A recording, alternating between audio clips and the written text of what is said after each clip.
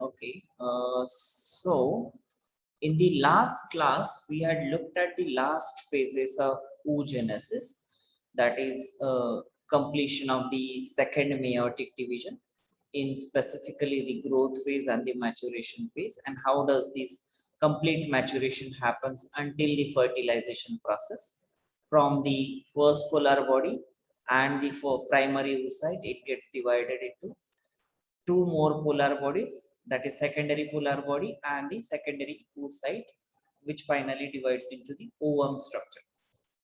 So and of course at different stages these oocytes, they are being like at that particular stage of the meiosis for quite long time.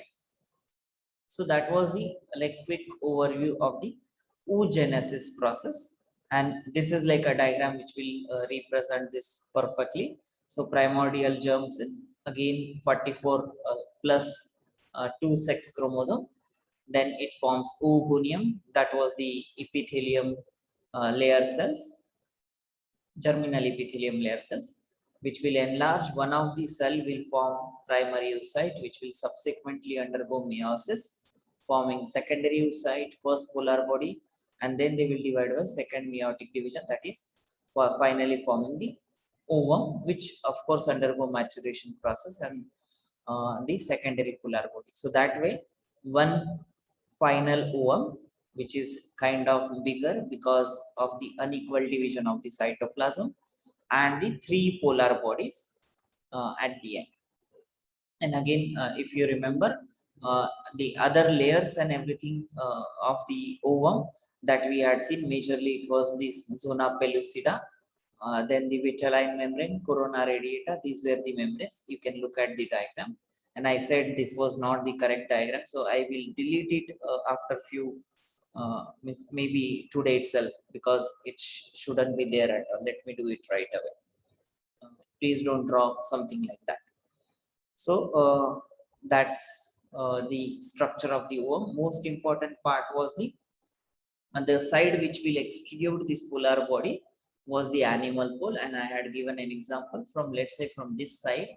If the polar bodies, they are getting removed from the this pole of the follicle structure, then that is called as animal pole, and the opposite to animal pole will be your vegetal pole. So these are the main characteristics. This was I guess this we had not seen, but we can just quickly go over it. So the difference between the male gamete formation and the female gamete formation, the difference is being mentioned here in terms of location. Spermatogenesis totally happens in testes, while the oogenesis occurs mostly in ovaries, not completely, but mostly in ovaries, and the rest of the maturation, you remember, it happens in the fallopian tube when the sperm is uh, getting fertilized with the ovum. So that's where it is seen mostly in the ovaries. Meiotic divisions, it causes equal division of the the spermatozoa cells, not spermatozoa, the spermatocyte cells, or primary and secondary spermatocyte and so on. So that's the equal division in terms of meiosis. Here it is unequal division, and we have also seen why it is unequal, because the final ovum structure has to have maximum nutrition. So it is the unequal division at both meiosis 1 and meiosis 2. Germline epithelium is is involved in gamete production and is not involved in gamete production. Now, what does this germline epithelium means? Is the outermost layer of that particular sperma testis structure, that is the seminiferous tubules, that is involved in this gamete production. Here, it is not only the it is not the outermost layer of the ovary, but it is rather the one of the layer of the ovary, that is the germinal epithelium. Though their names might be the same, but the layer wise they are different. So when you go back to the those description, you will find this difference as well, is not involved in this gamete production. Number of gametes produced is 4 in case of spermatogenesis. Here it is only 1, but obviously these 3 polar bodies, they are formed. It's not 2 to 3, but it is specifically 1 ovum and 3 polar bodies. So, Yes. uh, so in the germline epithelium, in the oogenesis, Hmm. so isn't the germline epithelium the innermost layer of the ovary? Not the innermost layer, but you remember, ovaries, they are located within certain structure. And if you compare it with the seminiferous tubules, their structure and the ovary structure, they are drastically different. Within the testis you have subunits, that is seminiferous tubules in lobules and so on. In ovaries there is the outermost layer, and within that there is a germinal epithelium. So structure wise, whole of the testis is not getting involved, but germline epithelium is getting involved. In case of ovary, actually whole of the ovary is getting involved, and not the outermost layer only, which is like the epithelium layer, but it is the inner layer in the sense, it is the inner germinal epithelium layer. Yeah, so that is getting involved in the gamete production. So like by germline, so like in the oogenesis, the innermost layer of the lining of the ovary, it gives rise to primordial cells, right? Correct. But that is not so. Then the germline epithelium is not that layer in oogenesis. But see again, this germline epithelium in case of male is completely differentiated after puberty. That way, if you think of oogenesis, oogenesis has already started in the like 20, what was the week? I guess 25th or so. I forgot. Uh, 42%. yeah, Something. yeah, some week, right? You remember that particular fact. I don't remember the exact week, but yeah, it starts somewhere 23 to 26 week, right? So that time the germinal epithelium is not there, but the ovary structure has just started forming, and those cells over the time they form the final gamete of the ovum. Are you getting the difference now? So that's why the line says so. It does not literally mean that in case of spermatogenesis that germline is involved, and in case of oogenesis it is not involved. It actually means that there is a quite a lot of difference in terms of the first cell which is taking part in the spermatogenesis and this first cell which takes part in the oogenesis. That is what is the actual meaning of that, those lines. Yeah, is that clear, Pratham? So the line that you said before this, could you repeat that So I said, uh, about something related to when the girl fetus is still in the, yeah, it's still in the fetus form. Something happens. yeah. So in case of oogenesis, it starts in the fetal stage itself. It does Yeah. not start after puberty. So originally, if you think that when this oogenesis is started, then it is at the fetal stage where the germline epithelium has not even completely differentiated, like it is the case in case of spermatogenesis. That Yeah. is at the puberty, and that is what is the meaning of these points here. Yeah, so that does not literally mean that oogenesis does not happen from the germline epithelium, but it means that it is not completely differentiated germline epithelium which give rise to the oogenesis here. It has Oh, started already during the fetal development. so I had one more question about this. So uh, when the baby is still in the fetus form, then the oogenesis it begins, Hmm. right?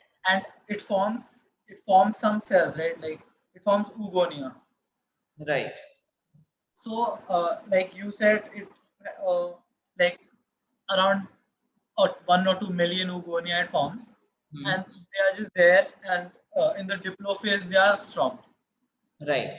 So, like when the girl grows up, afterwards, those same oogonia one by one they convert into ovaries, or more oogonia for like created afterwards. Yeah, over the time they are the ones which see, like I said, though number of those particular cells may not change, but few of those cells getting converted, going through mitotic division, creating more number of cells and forming whole of the ovary structure. That does happen, right? But those oogonia cells, they may not undergo any mitosis further. And individually, let's say in one cycle, one of the oogonia has developed into these different stages of the oocyte or the ovum generation, and they individually enter into the ovulation phase, and one by one they will keep forming the ovum, and then they will go either fertilize or they will go out of female body. That So we can say that the maximum number of ovaries that can form are fixed, like around 1 million or something. maximum number of, Ovaries that can be formed are fixed. not the ovaries, you mean ovum. Yeah, ovum, yeah. Yeah, maximum number, it is fixed. But then if you look at the time span of a human life, right, if you count the number of let's say menstrual cycles that a woman goes through, let's for example rough calculation we'll do now. Let's say a particular girl reaches puberty at 11, right, just for simplistic calculation. I've taken out a calculator, sir. You can tell me. So 11 to, let's say, even up to 60 we will calculate now, right? That is the maximum, right? So those are 50 years, correct? 50 into 12. Yeah, that's 49 years, and I put it into 12. Into 12. So in 1 month there is one menstrual cycle. One menstrual cycle, one ovule.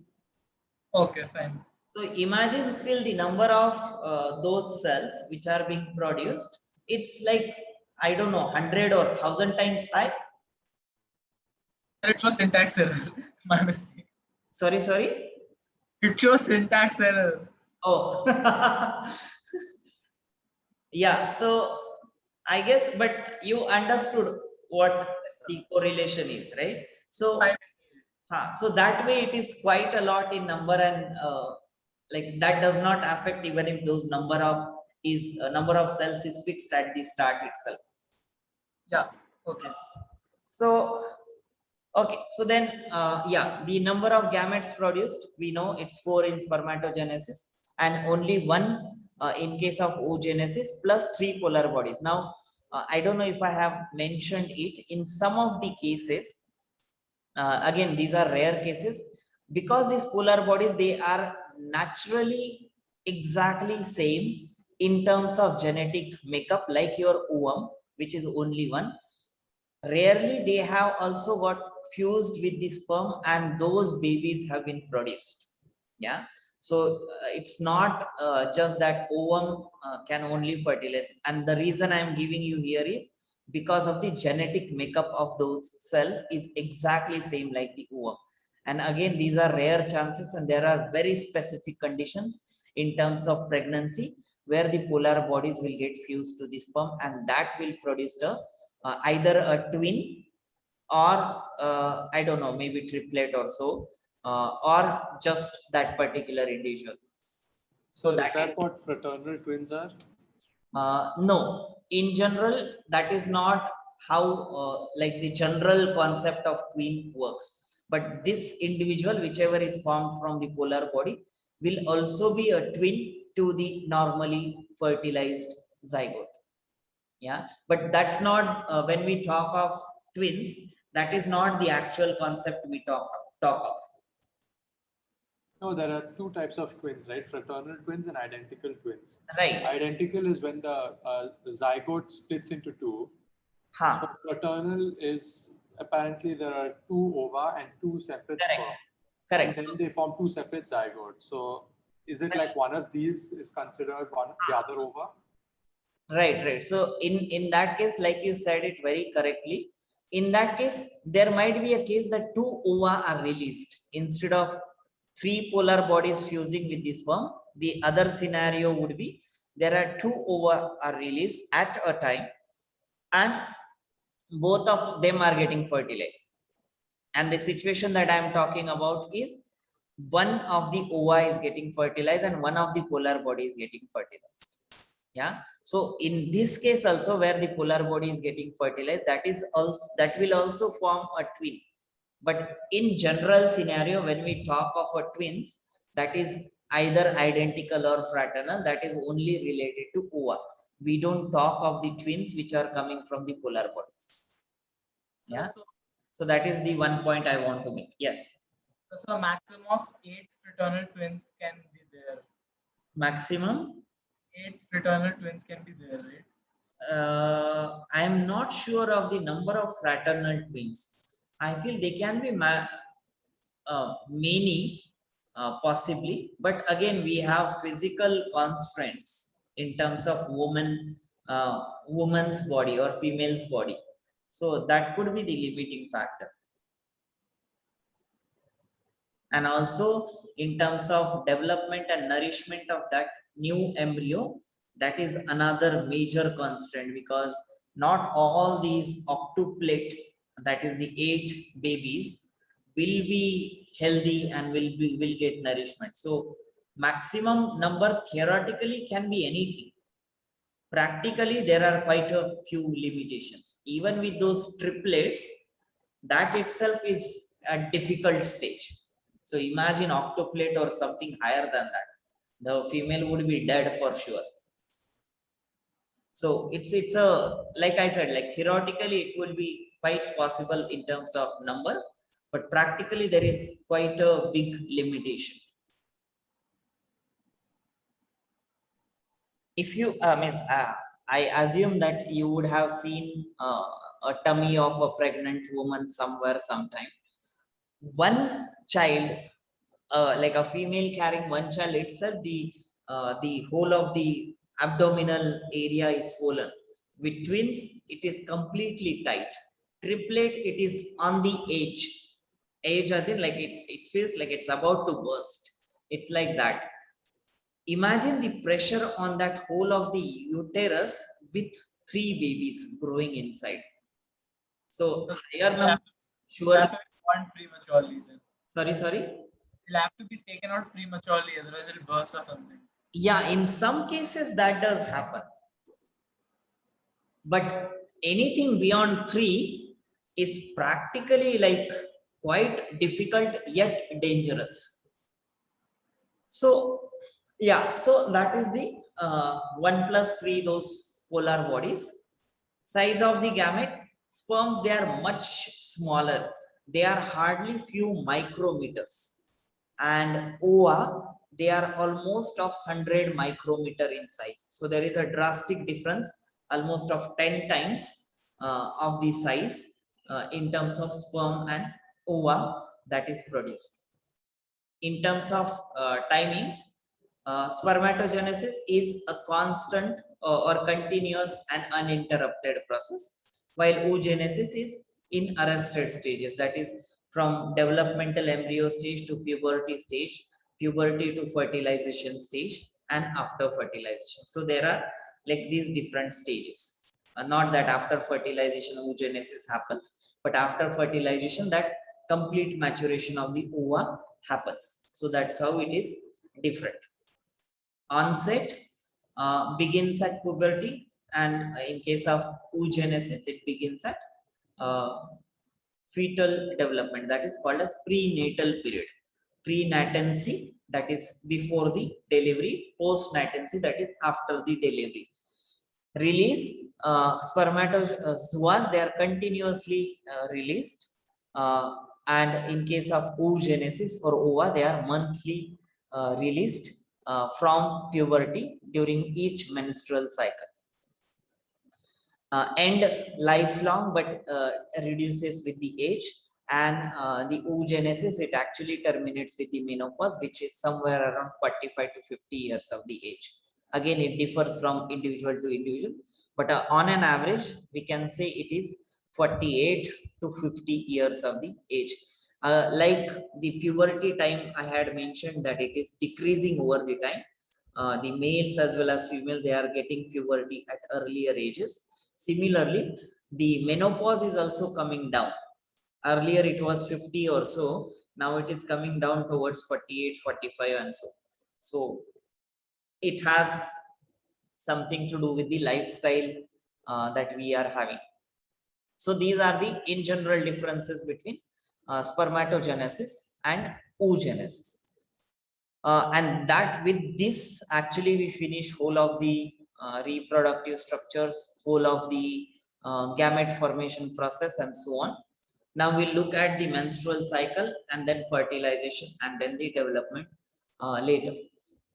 So starting with the menstrual cycle, again most of these things you would have already learned in class 10 I suppose, and I don't know what was the depth there, but we will be looking at a little more depth in terms of hormonal control and so on as well. So this will surely be a new thing for you. So the reproductive cycle in female primates. Now this is not only the human female, but of the whole of the primate species is called as menstrual cycle. So I was just reading out few articles. How does it happen in dog or cat or any other animal species, and why don't we see their menstrual fluid at any time point? So, and how do we even know that a particular animal is going through a menstruation?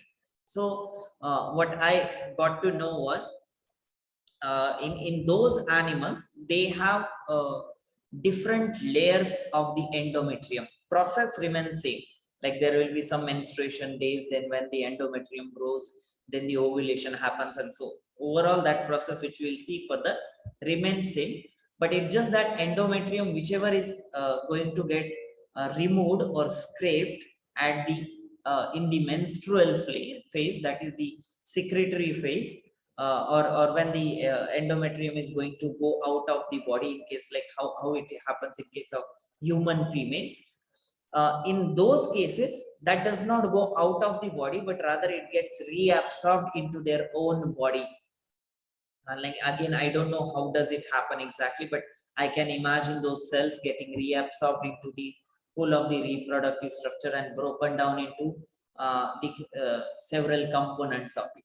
So that is quite possible that it happens in that way in case of most of the animals.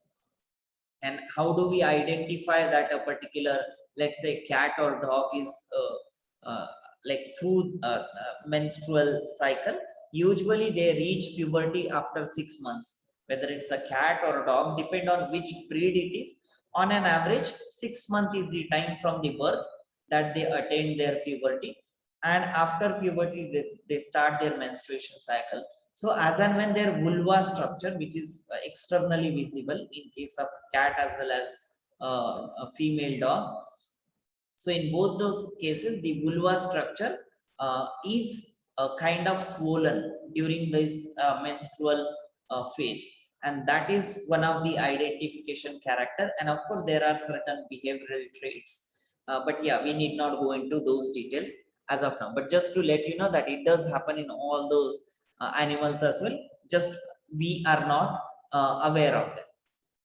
So in human female, the sexual cycle begins when a girl attains puberty, that is usually like 11 to 13 years of the age. Menstruation is repeated at an average interval of 28 or 29 days. That's an average cycle. Though again it depends on woman to woman. In some women it might go to 25 days, that is lower, and in some it might go a little higher, but that is because of the menstruation phase is different. The rest of the phases, they remain more or less constant.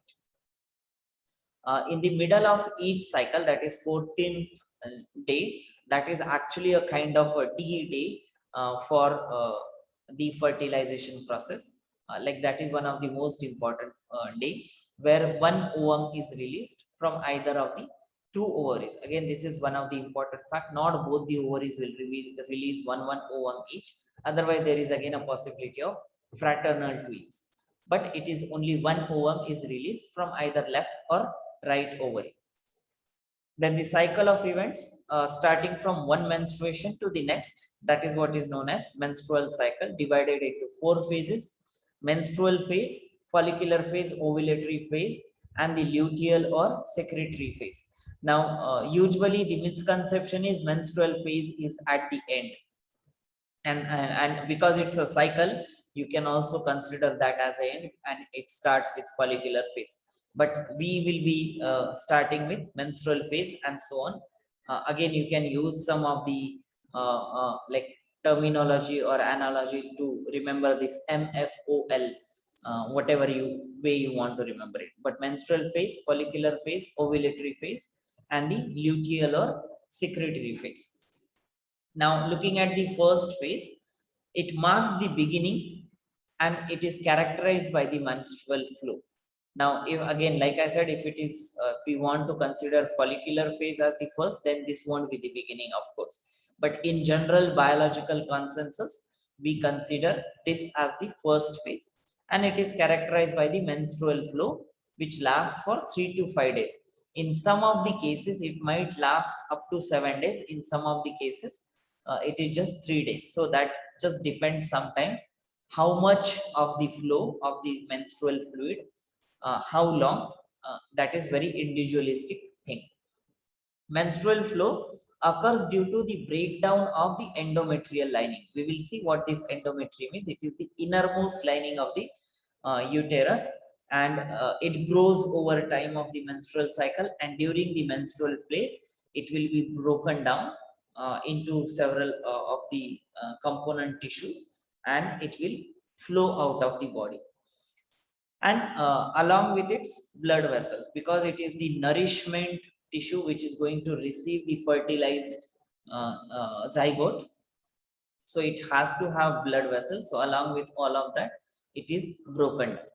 Menstrual fluid contains blood from these blood vessels, cells of the endometrial lining, that is from the endometrium region, and the unfertilized worm, whichever is secreted by the ovary. These three things, they are there in the menstrual fluid. Menstruation occurs only if released ovum is not fertilized. Now, again, I assume you know this fact that if the menstrual cycle has stopped, it is indication of either there is a malfunction in the body, or second reason is either the woman is pregnant. So during the pregnancy, that is when the ovum is fertilized, the menstruation stopped. And if the menstruation is continuous, that means the ovums, they are not fertilized throughout these cycles. Failure of menstruation indicates pregnancy, but it could be due to mental and physical stress or poor health. Like I said, there can be various other reasons apart from certain malfunctions of the body, which might indicate the failure of menstruation, and not always pregnancy is the reason. So that is first phase. In second phase, that is the follicular phase, it is also called as proliferative phase, specifically because the endometrium, it starts proliferating, that is growing. So it extends from the 6th day to 13th day. So from 1st to 5th day of the menstrual cycle, that is the menstrual phase. From 6th to 13th, that is almost the number of days are 8 and 8 or 9. I don't know. Yeah, I guess 9. So those days, they are of the second phase, that is follicular phase. Now, primary follicle in the ovary grows into a fully mature Graafian follicle. Now, again, this will overlap with the maturation or oogenesis process. So the primary follicle, which was still there in the multiplication phase, which was present in the ovary, will grow into fully mature Graafian follicle, that is secondary, tertiary, and then the Graafian follicle. The endometrium of that means like around the 13th day, your Graafian follicle would be ready. Yeah, from 6th day, it might be still in the primary follicle. Let's say around 8th day, it might be in secondary follicle, and so on. So that's a gradual process. From 6th to 13th, you will at the end have Graafian follicle. Endometrium of the uterine wall regenerates. regenerate, that means it starts forming again. The ruptured blood vessel, that is from the earlier menstrual cycle, those blood vessels will be ruptured. They are also repaired. The endometrium and its uterine glands. Now, endometrium has certain glands in it, which are responsible for secreting certain hormones and certain secretions, especially during the pregnancy. So we'll see that later in the pregnancy stage. But those endometrial tissues as well as those uterine glands, they grow by tissue proliferation. That is what is the growth of the tissue. Hence, it is also called as proliferative phase apart from the follicular phase. The changes, they are controlled by estrogen. Estrogen is secreted by the follicular cells of the ova, if you remember that. So, these changes, they are controlled by estrogens secreted by the ovary and the follicle cells of maturing Graafian follicle. Now, the level of estrogen is maximum during the follicular phase. That means from 6th to 13th day, it will be maximum compared to the other phases and is maintained by follicle stimulating hormone. That is FSH is secreted by the anterior pituitary, and that will maintain the level of estrogen. We will see this hormonal control in the last slide of this menstrual cycle. So this fact will get more clarity. By the end of this follicular phase, the endometrium becomes 2 to 3 mm thick. Now, one of the most important thing here is sometimes those women who bleed heavily, that means their menstruation is heavy menstruation. Again, there are two different types, like heavy menstruation and light menstruation. That means heavy menstruation refers to there is too much of blood flow, and that is because of the endometrium is thicker than this. That is, normally it is 2 to 3 mm thick.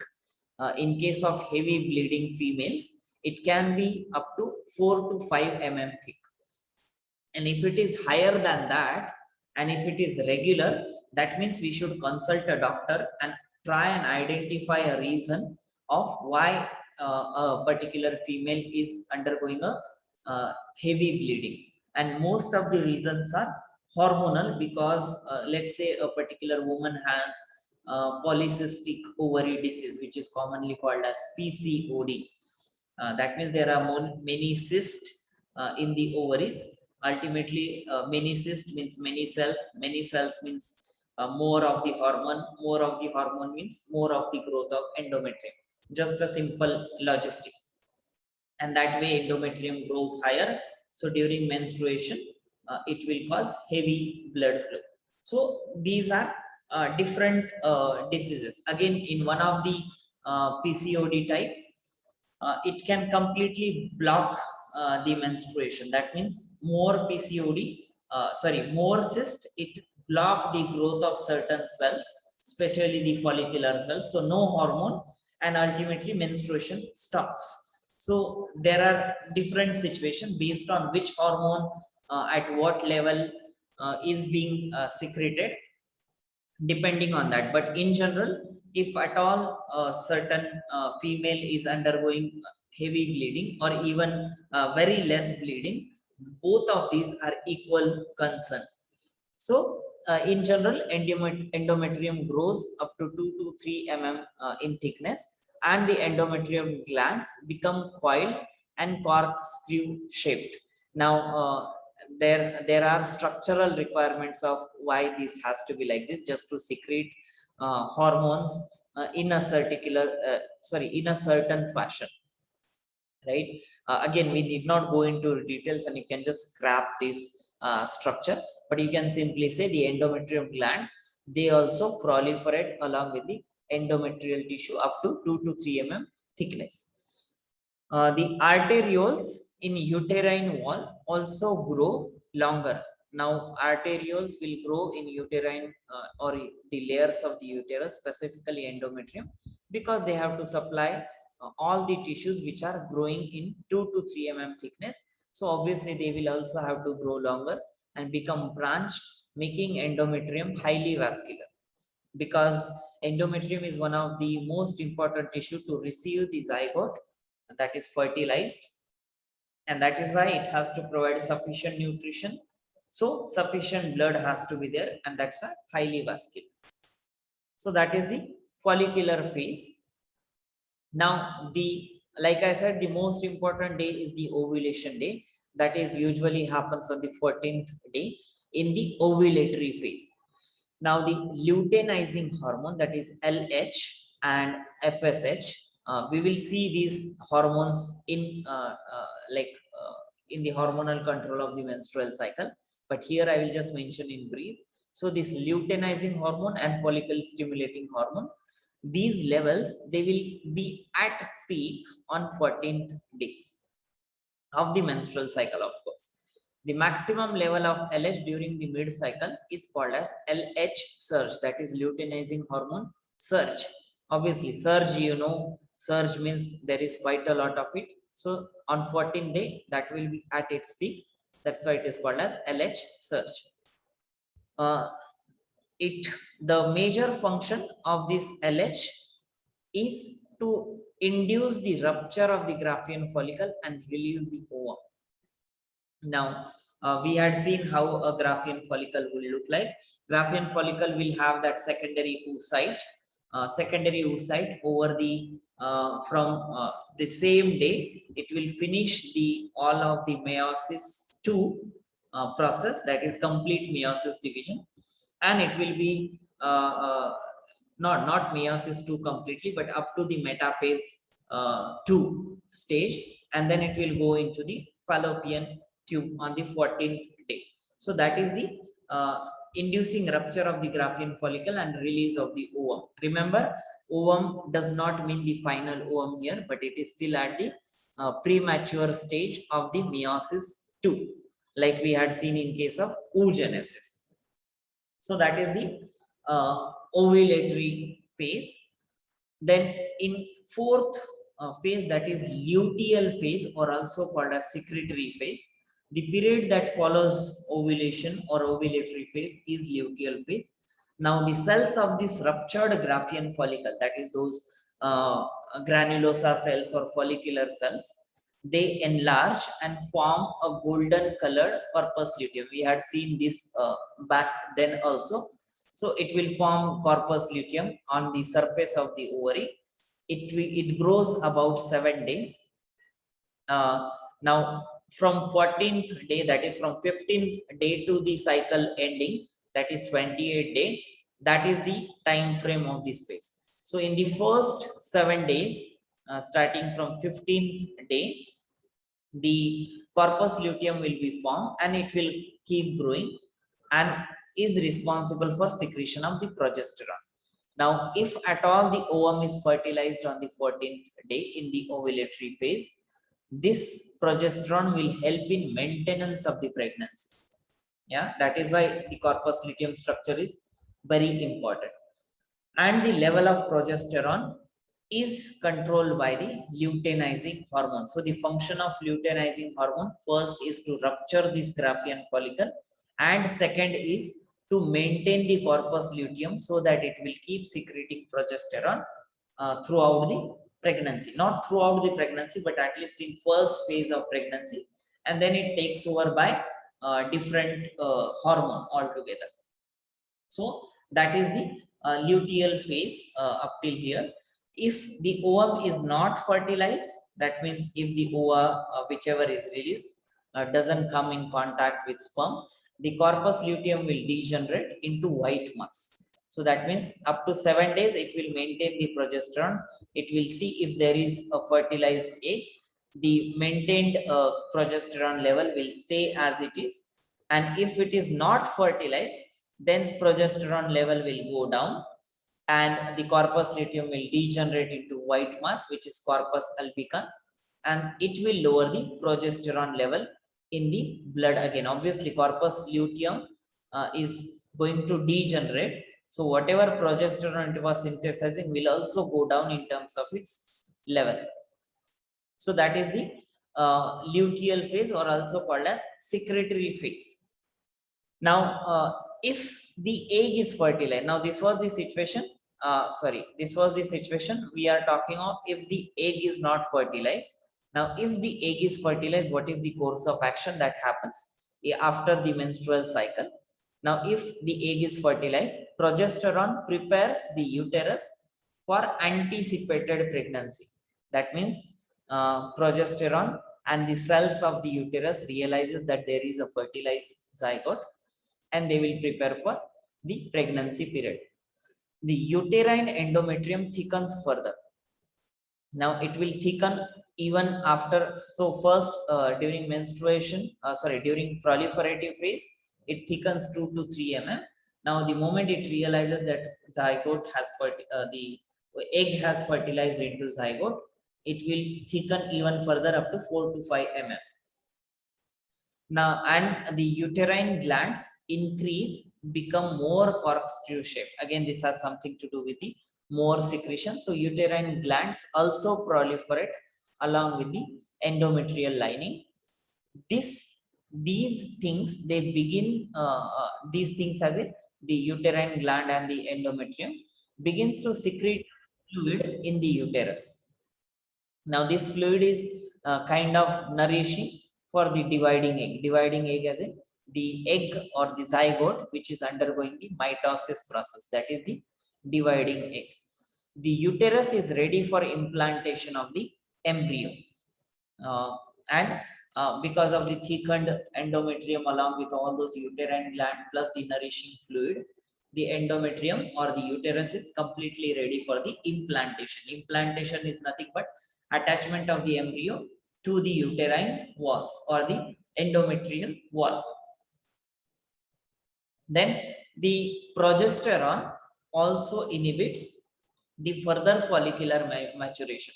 Now if the egg is fertilized, corpus luteum is maintained, so progesterone level is maintained, and this progesterone level will in turn stop the follicle stimulating hormone, and it will stop the follicular maturation for the rest of the pregnancy period.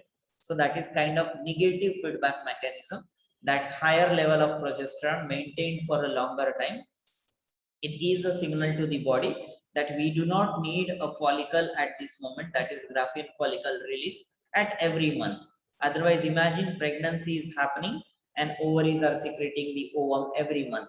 That should not happen. There, what happens is, like, it does not happen. This is a hypothetical situation, but imagine embryo is growing up to 1 month and the menstrual cycle is also going to happen. Then in that case, the chances of abortion is higher. So that's when the hormones, they take care of this particular phase of the pregnancy. So higher level of progesterone, they will maintain or they will inhibit the follicular maturation and ultimately release of that next ovum. It will not allow it to happen. This is called as luteal phase because the corpus luteum is formed and is functional only during its phase. Luteum and luteal, and that's why it is called as luteal phase, because corpus luteum is only formed in this stage and is active. It is also called progesterone phase because the progesterone level is highest during this phase. In the first phase, estrogen level was highest. In the second stage, FSH and LH were at its peak, that is in the ovulation. And in the last phase, progesterone is at higher level. And again, I hope you remember the reason now, to maintain the pregnancy. And it is also called secretory phase because during this phase, uterine walls, they secrete some nutritious fluid in the uterus. And like, again, this is in case if the egg is fertilized. If it is not fertilized, there will not be this nutritious fluid in the uterus. Only in case of fertilization happening, this will be there. The duration of this phase is lasting from 15 to 28 days, and if the pregnancy is continued, this process continues as usual, and if not, then it goes back to the menstrual phase. Okay, we'll just have a look at this diagram and then I will take any questions if you have at all.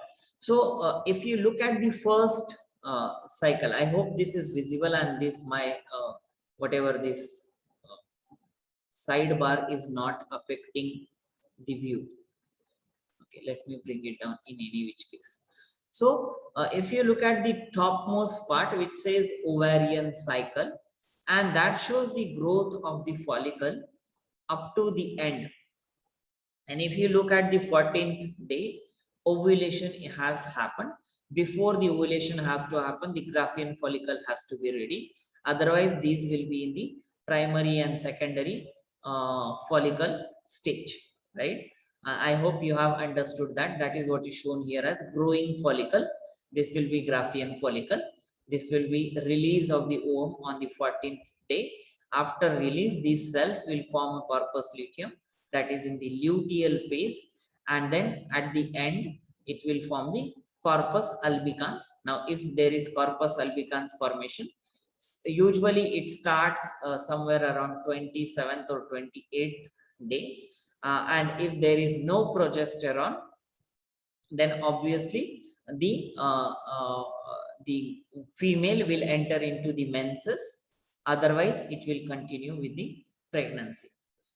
Then in the second like graph which is being shown, body temperature. Body temperature is normal up to the ovulation. At the ovulation, the body temperature is slightly increased. I don't remember the exact figure, but I guess it's few degree Fahrenheit that it increases, and body just become warm. Also, there was one very interesting study. I was reading about this in general, that female become more beautiful in terms of their appearance on this particular day, ovulation day. I don't know, it has to do something with the hormones, and for me it was kind of funny also to read it, but that was scientifically proven. So I was reading it with lot of interest. I'll share that article if I find it again. But yeah, so the temperature increases on the 14th day, and it is maintained up to the almost 25th of the day of the menstrual cycle, and then it slowly start decreasing up to 28 days, and then again it goes back to the normal during menses, and then it continues further. So luteal phase, from ovulation phase, the temperature of the body is also little higher. Yeah, little higher doesn't mean 1 or 2 degrees centigrade higher. It is just a little warmer than the normal one. And if you look at the anterior pituitary hormone, that is the luteinizing hormone and the follicle stimulating hormone, as it is being said, they will slowly start secreting. Now, follicle stimulating hormone that is shown in blue, it is higher here because it is responsible for maturation of the Graafian follicle compared to luteinizing hormone. So it goes a little higher. From the start itself, it is slowly increasing, and then as soon as the ovule is released, it will be at its peak, and then it will again fall down. And same is the case with the luteinizing hormone. This will be at its peak, and it will be responsible for maintaining the progesterone level, like from here, because it is responsible for formation of corpus luteum. So as and when this is higher, it will ensure that corpus luteum is formed, and then it is going down further. The fourth graph that we see here is ovarian hormones. Now that is, yes. So could you repeat what's the function? Why does the luteinizing hormone peak on the ovulation day? Why does the luteinizing hormone? So what's the function of luteinizing hormone? Luteinizing hormone functions to maintain the corpus luteum structure. Ultimately, it maintains the progesterone level. So after this rupture of the follicle, this Graafian follicle, or let's say ovarian follicle, this develops into corpus luteum, right? That is after 14 day itself. And that structure to convert into corpus luteum, luteinizing hormone plays a role, and that is why it is at its peak. It will maintain, it will form, like all of the luteinizing hormone that is formed on 14 day will make sure that corpus luteum is formed. As soon as it is formed, the luteinizing hormone levels will go down. Now it doesn't match with the graph as such. Ideally it should be shown here, but because they can't show corpus luteum structure here itself, that is why this gap. But otherwise corpus luteum will start forming from the 15th day itself, which is right next to 14th. Yeah, that's just a diagrammatic representation part. Got it. So the next graph that is being shown is the ovarian hormones, that is estrogens and the progesterone. And estrogens is a group of hormone. In that, one of them is estradiol, which is one of the important estrogen. There is like, I don't know, I don't remember exactly what are those different estrogens, but I will get back to you on that. I can't recollect. So one of the estrogens is estradiol, which is shown here as E2 as well. So during the first follicular phase, or the where the follicle is maturing, it is required for growth of the Graafian follicle. So that's why it is at its peak. On 14th day, the estradiol level will suddenly drop down, and again it will increase because this structure, estrogen structure, is involved in the other functions of the uterus. We will see all those functions here. I will not complicate it, but let's say one important function of estrogen is to help in the formation of the follicle. So that is why after the formation of the follicle, it goes down, and then again later it increases. We'll see why does it increase again. But progesterone, it is at minimal level, and after the corpus luteum has formed after 14th day, it will be at its highest during the luteal phase, and that's why it is the corpus luteum and the luteal phase where the progesterone level is higher. If the pregnancy is continued, it will be maintained at a certain level. If the pregnancy is not continued, that is when ovum is not fertilized, it will go back to its basal level. Yeah, so that is the progesterone. And this diagram is just showing you how the uterine endometrium like looks like during these phases. So during the menses, obviously it is going to get broken down, including this red thing that is blood vessels or arterioles, and they will be broken down as well. So this will be the regular thickness of your endometrium. Then during these ovulation menstrual cycle phases, this will keep growing. If the pregnancy is what you say, if the egg is fertilized, it will grow further. If it is not fertilized, then it will be at the same level, and then it will again go back to the menses, that is menstrual phase. So what they are showing here in terms of growth is not the complete growth in case of menstrual cycle only, but what they are trying to indicate here is the pregnancy phase as well. So this is the complete diagram and the graphical representation of the menstrual cycle. Okay, do you have any question? And I have one more diagram which again shows the same thing, just the number of days they are mentioned in a better way. That's it, nothing different. And one of the thing that you should see here is now these would be LH and FSH. Again, you might see this difference in the level. So there are so many of these parameters which we are actually should see. But yeah, looking at the scope of the syllabus, we will not look into those minute details. Otherwise, there is a slight increase in the LH and FSH level during the pregnancy, and what does it do, that we should have studied actually. Okay, I guess the time is up. So we'll start this hormonal control in the next class.